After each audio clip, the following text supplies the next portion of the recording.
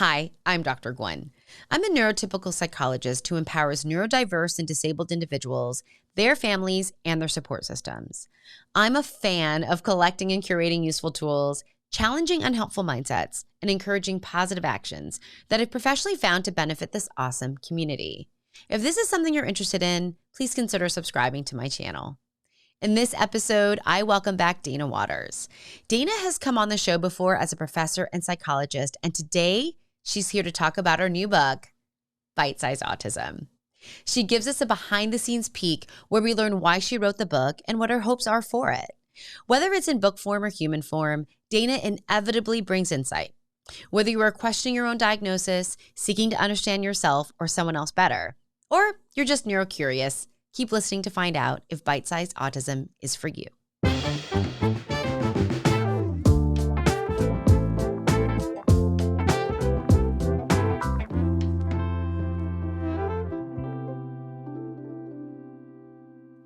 Welcome to the show. I am so excited to welcome back Dana Waters, professor, psychologist, and recently minted author of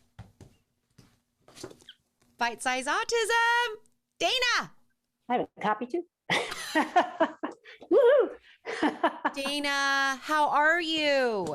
I'm good. How are you? I am great.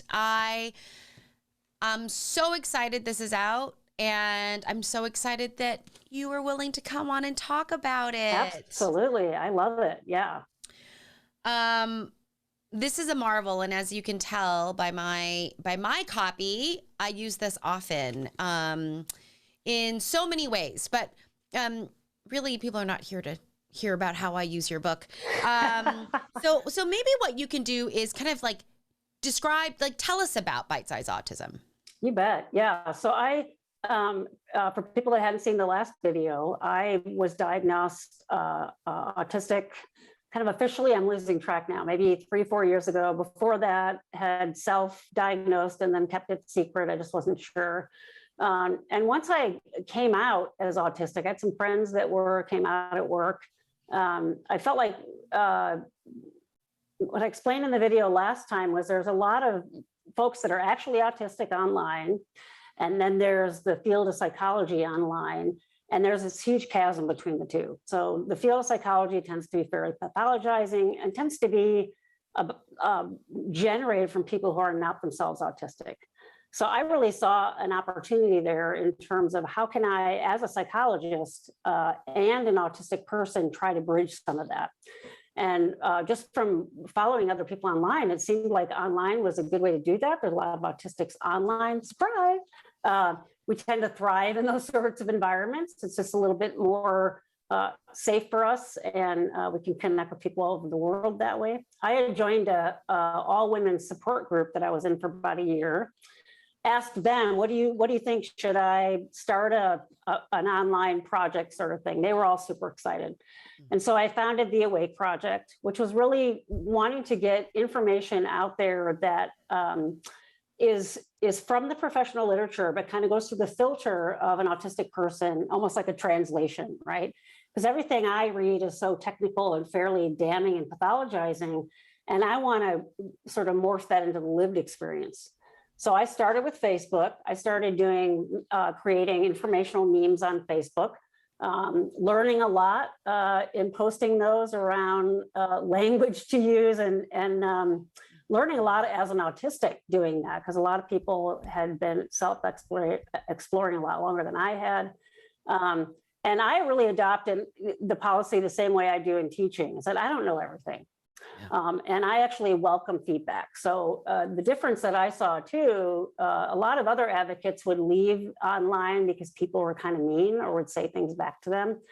And I really tried to adopt a non-defensive policy, like tell me, I'm open to that, I want to change that. And so I really started responding that way when I was first starting to post. And that seemed to be something different too. People were really liking that and saying, oh, can I ask these questions and so on. That grew, Facebook grew. It's still the largest platform I have. It's a little over 200,000 people. And then I slowly started posting on Instagram. I post on Twitter Although I hate Twitter, it's totally overstimulating. I only post and then I get out because I have a dear friend of mine who's autistic who says, please post on Twitter. And then recently on TikTok, I've been posting on there. And so doing that for about a year and a half, almost 2 years, I have all these memes that are kind of just sitting lost in a feed. And I thought, that's kind of a shame. And so I thought, I wonder about putting those into a book. And so the book really is a collection of sort of reformatted the memes that I would post, really as a way to make it more accessible to A, folks that aren't online, B, folks that aren't going to scroll through 2 years of posts on social media. And I had heard so much back from people, both on post and back channel, what a difference Awake was making for them. I've had a handful of people email me or post and say, I really can't tell you enough, this has actually changed my life. And the humble part of me is like, oh, it's nice. And they're like, no, really. And so I started to realize the power of that. And I thought it's sort of a shame for this information to be siloed just online in that way. So I started to gather and organize and put into book form, and sure to autistic style, right? I just loaded everything down, put it all in that order, sent it off to a good friend of mine and said, what do you think? And she's like, this is really great, but I don't understand the flow of the book. And I'm like, oh, duh, made sense to my brain, but no one else. So back to the drawing board. And then I went to what autistics do well too, is to categorize everything. Spent a bunch of time trying to organize it into themes and so on, putting chapter headings, etc. And then thank you. I farmed out the book to 4 trusted friends to give me some reviews and some quotes on that. And then also, I kind of want to normalize too. I self-published this through Amazon and published it at first. And then I started hearing back from people, this is great, but there's a lot of typos and, there's like mistakes. And I thought I caught them all. And then part of me is like, well, of course I would do that. That's how I've done. That's how I do everything, right? Kind of impulsive, get it out there. And I was like, all right, so I'm going to have the courage to be imperfect. Took the publisher down for a little bit, hired an editor. There were tons of little typos and mistakes that I fixed. And so now the perfected part of me feels better because it's sort of fixed. Put it back out there and actually even posted that online to folks. I'd said, I published this book. It had a lot of problems. I've gotten them fixed. I'm sorry if you bought a version that's messed up. Let me know and I'll send you a clean one. But the whole process, I think I tried to model doing it from a place of vulnerability rather than from I'm so great and I'm going to publish this book. So put it out there basically, right? To my surprise too has been, and I never put it out there like to make a lot of money or anything along those lines. I really just wanted to get that useful information out there. And then started getting comments trickling back and some of my clients that I would recommend the book to, which to me also kind of felt kind of smarmy, like buy my book. And I'm like, well, but people that were that are in therapy with me and are new to autism, for example, or I was the one that diagnosed them, they came to me to have that sussed out. Surprising to me, they have said, I've got through 3 pages and had to stop. Because there was so much there. I have to like wait and unpack it. So when I see all the tabs on yours, I love that because to me, these are memes I've made over the course of a year and a half, 2 years. And it's like, okay, whatever. But the way I write and the way I do these are bullet points. So there's a ton of info in a very short little spot.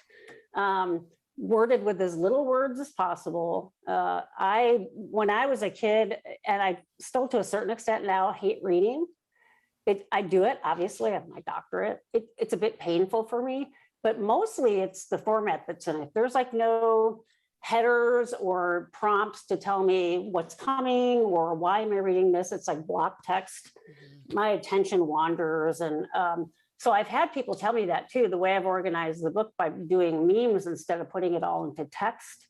And that's why I actually named it Bite-Sized Autism, is each little slide is sort of like this pedophore of knowledge for someone to look at and let it digest. And does this resonate with me? Does it not resonate with me? What can I learn about myself from that? Does that make sense? Yeah. And so that's the feedback I've gotten is kind of what I intentionally, non-intentionally did creating these memes was to take this technical information from like a peer-reviewed journal, put it in, and I don't mean this derogatorily at all. I mean, in even wording that I understand, right? Bullet point format makes sense, do some tweaking of it. And then it really becomes accessible. So to me, I share some of my story growing up and not doing well in school at all until halfway through high school. I mean, I was a terrible student. And I know now it was more about how the information was presented to me. It wasn't digestible in a way that made sense for my brain. Yeah. So this is a sort of a culmination, and it makes sense that this becomes this apex of that whole process to give information in a way that's easily digestible, that's interesting. I love picking out all these pictures online and putting pictures and everything, and being a little bit silly about it. The cover, my last name is Waters. I chose my last name. It's not my birth last name. So it had to be Fish, right? And then the back, it's got to have a little nautical thing. So I really had fun with it. Some people have told me they thought the book was for kids because of the silly pictures. And I was like, oh, maybe I should have put something more serious. I'm like, that's just not me. So that's sort of the whole backstory of how that ended up happening. And then the response to it has been amazing and a little bit, I'm just kind of blown away by the response to it. Yeah. You know, speaking as a neurotypical individual who really I do my best to listen, understand, see, because there are some unintentional ableist things that I do, right? That I didn't know, you know, and it really wasn't until I'm like, I need this perspective. This is I love this idea of like moving away from this kind of biomedical, pathological model of the way in which it's like the master's tools, right? Like what we have to use in order to do other things. But it's a culmination of your lived experiences through this lens. And it really, for me, has become a textbook in its own fun way.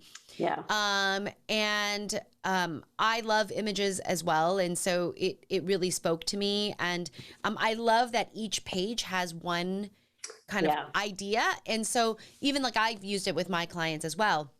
And that one page provides the visual anchor to, you know, maybe a concept that's a little ambiguous or quite symbolic. You know, psychology is like that, right? Like we tend to be quite philosophical and theoretical, and here you are, you're bringing your lived experiences from being informed by our scientific background and making it usable, usable. Yeah. Right. That's another great way to say that sense of making it hands-on in a way that it sort of concretizes it. And really through giving a lived experience, and it's only my lived experience, the memes that are purely lived experience. But to you know, as a therapist, therapists really are kind of theme seekers, right? Yes, we look are. for patterns and themes, and then try to identify those for clients and have them get insight from that. Yes. So each of these sort of feels like this little therapy session about that topic. Yeah, and to make it interesting and engaging. I have had some folks tell me that who are autistic themselves, who have autistic kids, and to my surprise, it's been fairly accessible to them as well. There might be some technical language that they've had to explain, but they've been able to sit by and read it together. The other thing that's been really great is I've had some folks and heard from some folks who have given this to partners, to family members, and have really said, I want you to read this and understand it, or they'll point to a particular page. This is what I'm wanting to say, right? And all of us have internalized ableism. We've grown up in a culture that values ableism. Yeah. And so I'll find myself even be challenged on that from time to time, even as much information and knowledge as I've gathered. We're all prone to that because of the environment we grew up in, right? Yeah. And to really sort of change those frames and have people understand where someone's coming from. I think it was frustrating for me, and I hear stories too about people when they're much younger, is as you're developing still, you don't have the language to really necessarily convey what's going on, right? Mm-hmm. And as you gather those tools, and certainly as you age, you're able to articulate that a little bit better. So even if someone can say, yeah, I read, page 405, well, it doesn't go that far, but I've read page 219, and this one, it really spoke to me. Oh my God, were you following me around? How do you know this is a thing? Those are the moments that make my head tingle, because if I can aid in any way for someone to understand themselves and really be able to convey that to someone else, that's how you get through that ableism, because now we've got common understanding, and then that's where empathy buds, right? Yeah. So you working with a lot of neurodiverse people, I'm sure you hear frustrations like crazy from both sides, parents, partners. I don't understand this person. What is the deal with their brain? And if they can see something, and the thing that I don't sort of like, but I do sort of like, is I have one client whose husband will read this because I'm a doctor, right? And he was really wanted his wife to get into therapy with someone who had a Ph.D. or a PsyD in my case. And it's like, it's sort of sorry that still has to be the case. But if it brings some level of perceived integrity to it, and then people are more apt to read it, great. But it's also why I put Dana Waters on the cover with I didn't put any of my credentials on there. Yeah. Because I just want to, I don't want to be the one to delineate the boxes. I want other people to put boxes in place that they want, and sort of be open to seeing what happens. Yeah. And Dana, it's kind of like giving symbols or words to a lived experience, I think is so powerful.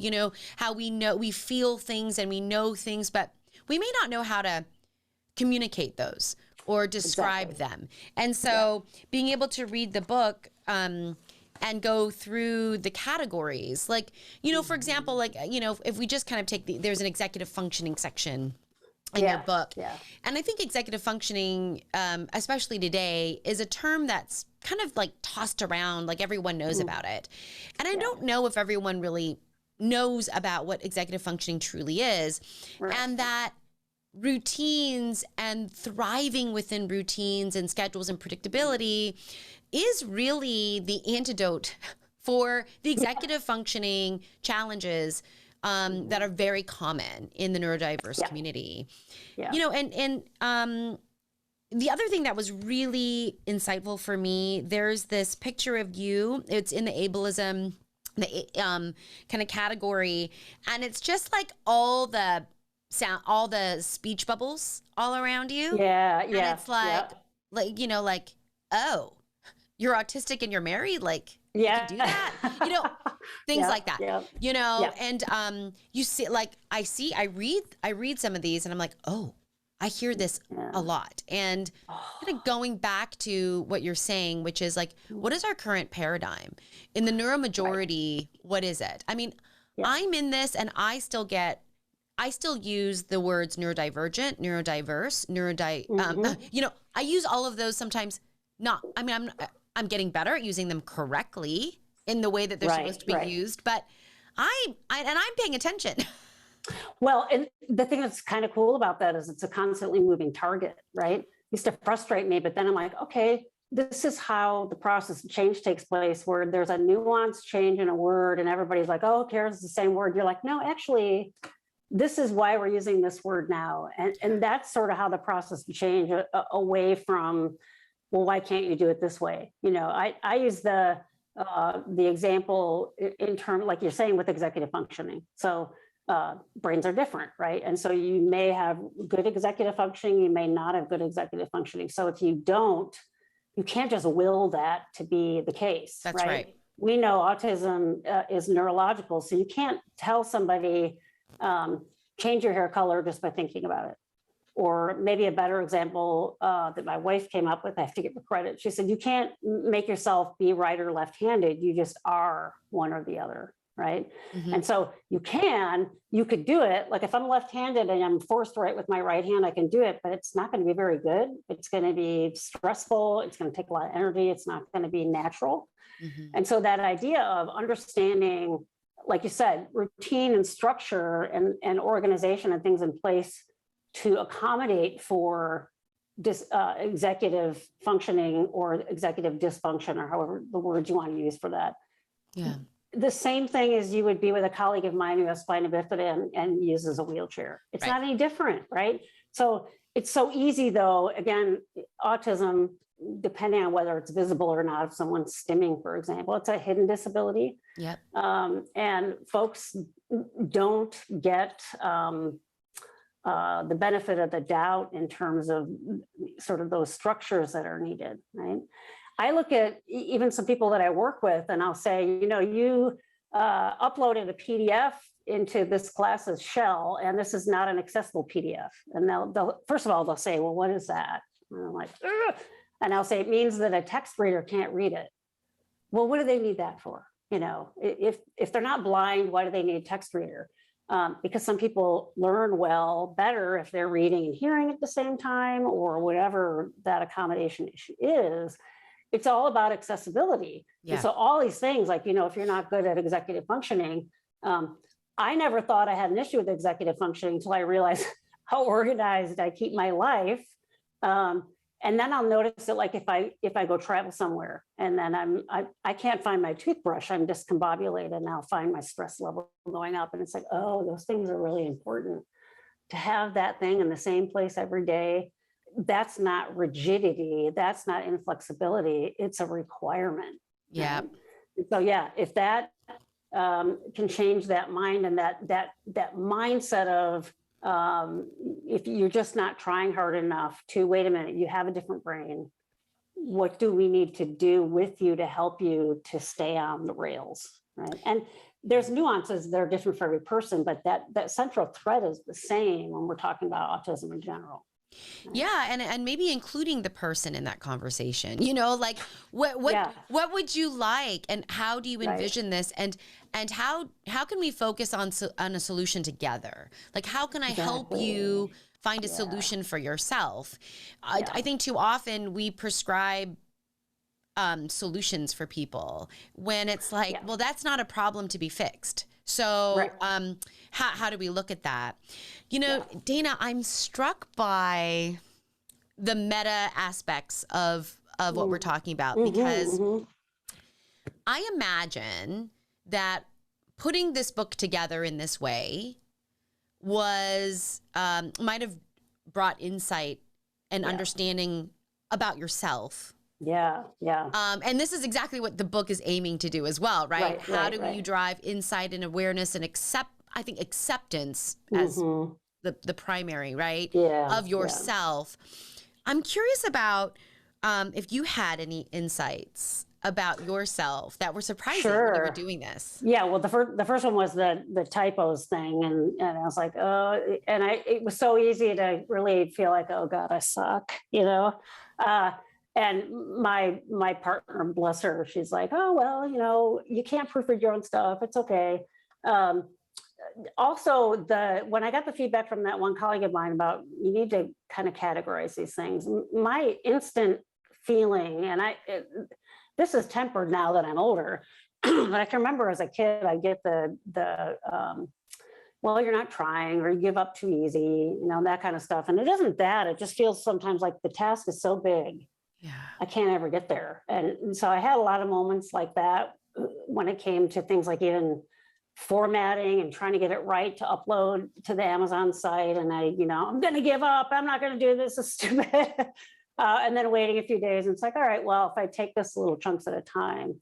So it was more, the biggest thing for me was to learn my own frustration tolerance and my own kind of what I call the ineffecto self.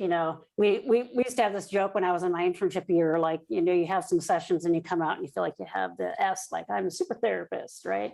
And then other days where you walk in and you've got this big I, which is like ineffecto. So there was a lot of that.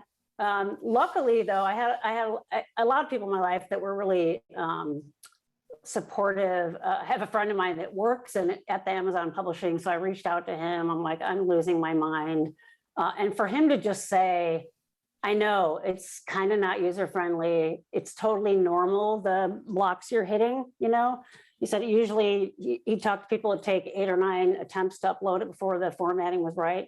And that's sort of all I needed to know. It's like, if I know that's going to be the case, I can hang in there. It's like starting graduate school, right? Okay, I have this map in front of me. These are the things I need to do. I have a pretty strong knowing I can do that, but it's sort of like when you go to the dentist and you don't know how long the pain is going to last, versus if they tell you this pain of putting the shot in your gum, this will last 5 seconds, start counting.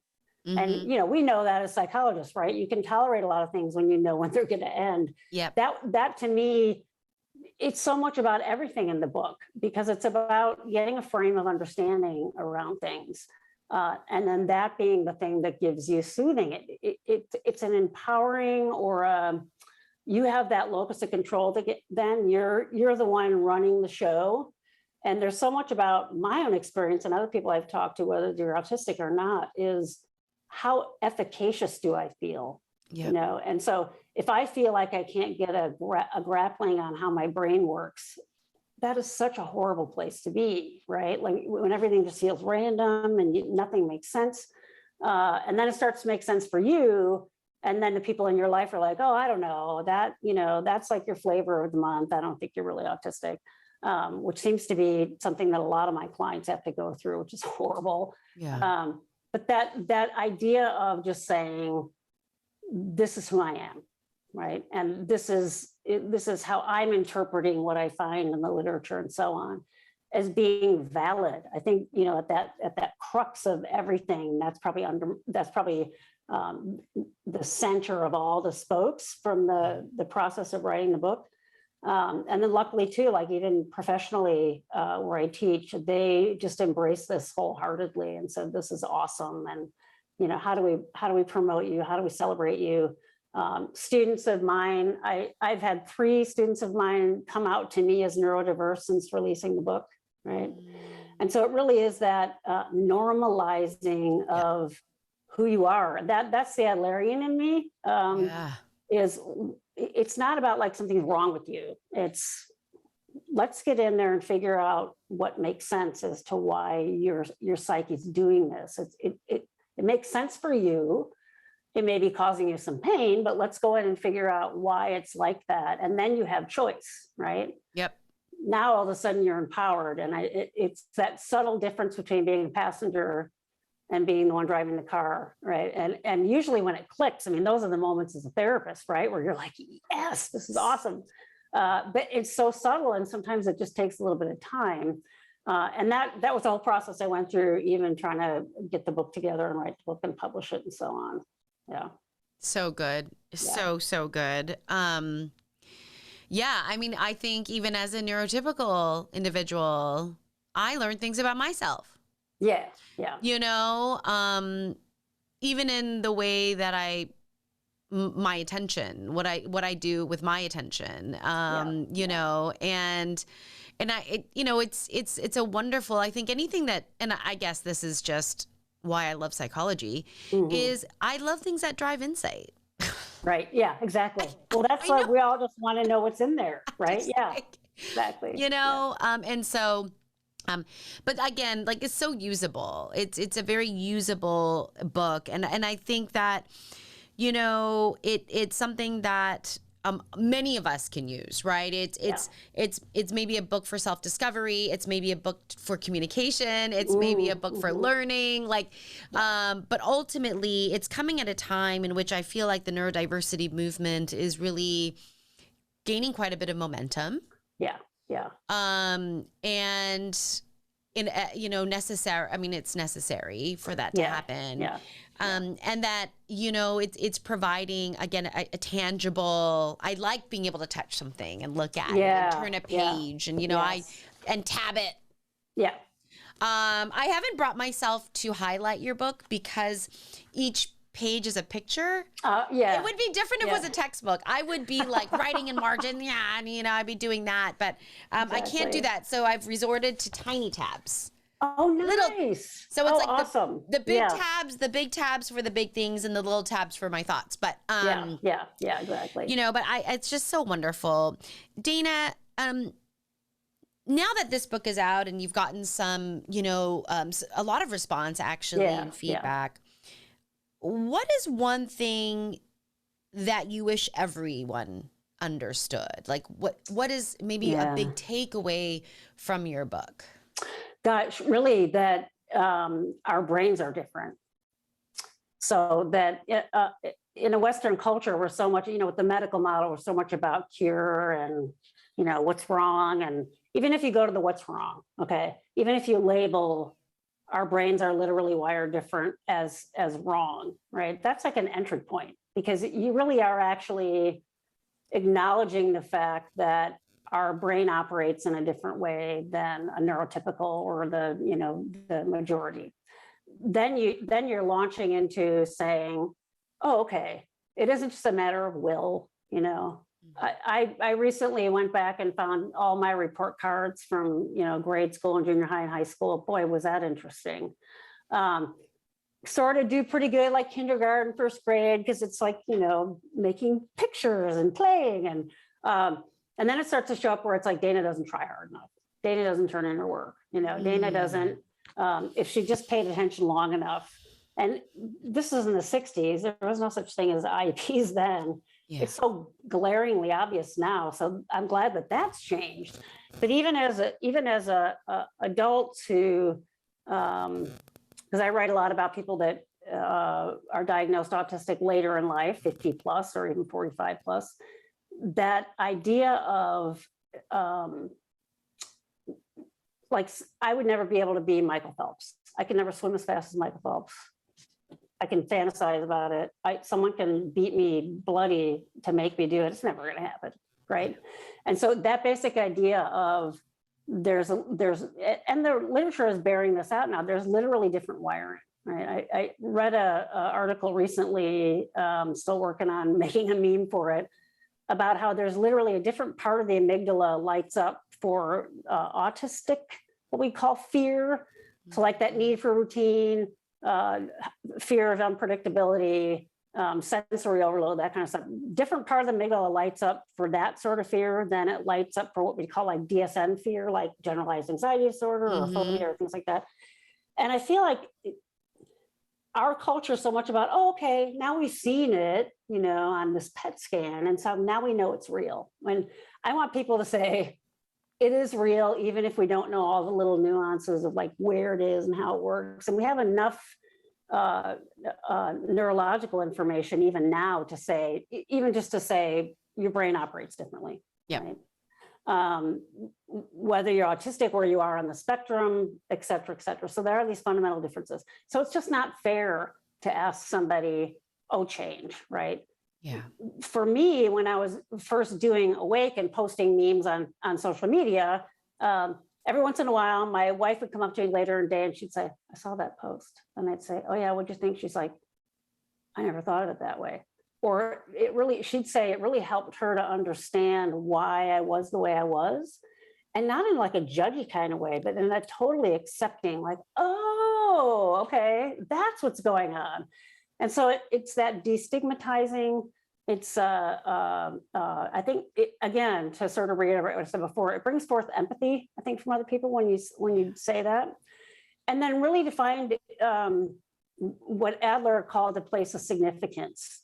So for me, where I work, when I first joined there, we were looking to get accredited, and no one there wanted to do all the data gathering, and because it's tedious and hours, and I was like, I like that stuff. Okay, I know I'm a freak, but I like. And now, since I've come out as autistic there in the book, and they're like, oh, this is so great that you do that. There's like this celebration of what that brain can do. And then also for neurotypicals I work with, the celebration of what their various brains can do. And it's really the same thing, rather than trying to get us all into this little box. So it really, again, it's all about understanding. And I think a lot of people have a misconception of what psychotherapy is. You know, they have the Freud idea where we sit there and we analyze you and tell you what's wrong and always blame the mother. It's just a journey of self-exploration. And so you'll get more of who you are. And then hopefully the people in your life to be able to do that too, right? Yes. And so if I have someone that can hand a book to someone and say, read page whatever, there's less barriers to that with the book than there were online, for example, whatever it takes. Yeah. And you know, as we reframe, it's a reframing. Yeah, exactly. Right. It's a paradigm shift. Yeah. It's a reframing, right? This moving from a medical model to really kind of our more social disability models, right? Right. Where you're really only as disabled as the supports and the and that you can get. Yeah. Right. Yeah, so kind of going back to access. Right. Exactly. You know, and that you have to understand first. Yeah, that's the, you know, boy, the D word, the disability word, it gets really tricky. Yeah. I identify as disabled because of autism, and then also some medical things that I have. A lot of other people are saying, no, absolutely not. But I'll agree on that idea of it's not about me being disabled. It's about what's out here not working for me. And so I'm not going to blame it on my disabledness. I'm going to blame it on, so I understand the nuance and sort of the argument about where you happen to sit and what your relationship is with that. But absolutely, right? If you're a wheelchair user and there's no ramps, you can't go, right? Yeah. And so it's the same sort of thing. And again, it's so easy to not see. I found myself yesterday, we were trying to get a new modem set up and having to deal with our cable company. And I'm sure people can relate to the frustration and things not working. And I was like, and I actually found myself saying out loud, I said, oh, I'm going to, I was going to do some of these other things today, but I'm going to sit and watch this video I've seen already twice. I'm going to watch it for a third time. I need to bring my stress level down. And so even looking at that as a way to not say, oh God, what's wrong with her? She has to like do that. But to say, oh, great. So that's what works for you and you need that. And let's make sure that that's in place.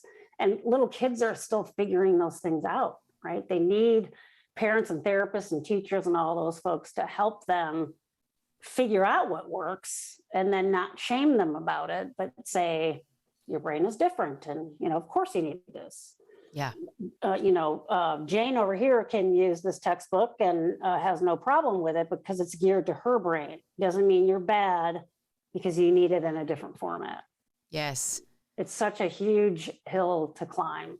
It is. And so big. So many young adults that I work with have masked for so long that they're now just trying to find their own voice. Good point. Yeah. Right. And so they've masked for so long, they're completely burned out. Yeah. Right. And so now it's healing and recovering. And starting from that place, you know. And so it's awesome. It's a treasure, and it's just it's functional. Like, so yay. Dana. I'm all about functionality, so I'm so glad to hear that. Yes. Hey Dana, if someone's listening to this and they want to get Bite-Sized Autism, what's the best way for them to do that? They can either go on Amazon and just Google the book name, or you can always go to theawakeproject.org, which is my website. It has a link to the book, and actually all my social media sites are on there too, either one of those two ways. Awesome. Yeah. I will put all those links in the description below. So wonderful. Dana, thank you for coming on the show today. Thank you, Gwen, for having me. I really appreciate it.